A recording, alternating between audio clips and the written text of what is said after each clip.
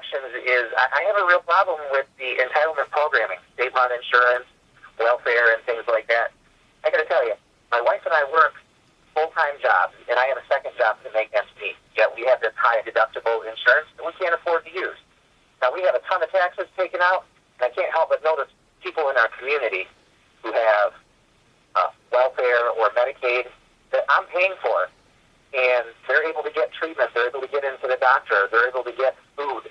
And honestly, it looks lazy to me sometimes because they're still sitting at home not working while I continue to work 2 jobs to pay the taxes. My wife works a job to pay the taxes. What do you say about that? Well, at first, I noticed you called them lazy, and I want you to be free to disagree with me. Okay, I found that many of my core beliefs are the result of years of disagreement, whether I disagreed with others or vice versa. So, by all means, disagree, be passionate, but don't be mean. Okay, because I don't like how mean this country has become, and I'm going to pull my soapbox out for a second. You know, I remember when George W. Bush was in office, and liberal pundits like Bill Maher were just mean to him. Yet, even though I was not a Bush supporter, I didn't like a lot of what he did in office, he was still my president. And after 9/11, about a month after, when people were truly scared, he walked out to the mound at Yankee Stadium to kick off the World Series. No Secret Service flanking him, he threw a strike. And that night, he united the country. He was my president. And if I saw him today, I would greet him as President Bush. But the pundits were just mean to him. And, of course, it was the same when Obama came along. The Hannitys, the O'Reillys were mean to him. And today, it's taken this whole new level of outright hypocrisy. The pundits cry about Trump making fun of a reporter or calling Miss Universe Miss Piggy.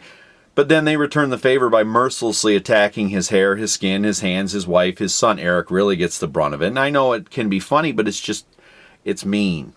And what I notice is no one is taking the high road.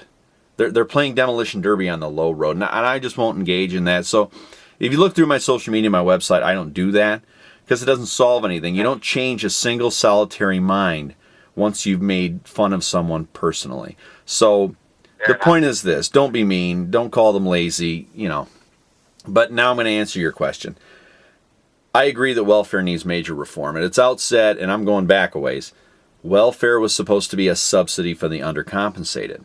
But when I say undercompensated, I mean those who worked, but simply weren't paid enough. So someone has to pick fruit. Someone has to clean offices. Someone has to do all these jobs that no one else wants to do that don't pay well, but which are vital to our economy. So let's say you work 32 to 40 hours a week. You make $8 an hour. You might clear $15,000 a year. The poverty line is $18,000. Welfare was, at its outset, the bridge that got you to that $18,000. It was a subsidy of the difference, which is the $3,000, and it was paid to you in food stamps or some kind of assistance that pulled you up to the bare minimum. You got what I'm saying? Uh-huh.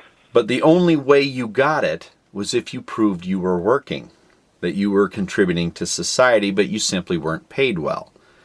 So you were working, and the incentive was always there to work and better yourself and make more money, and when you did so, you no longer got that bridge. You were off welfare assistance. And President Roosevelt himself said that welfare was a temporary measure, not a foundation.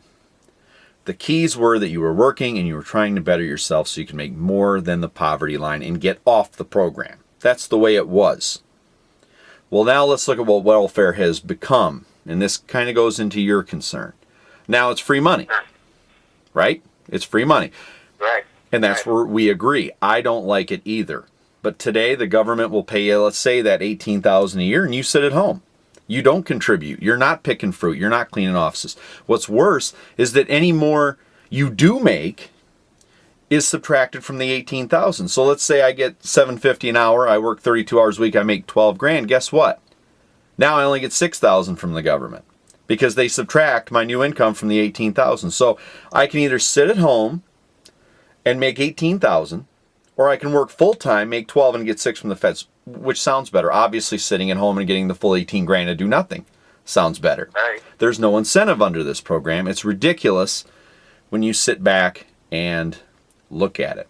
So I agree with you. It needs reform.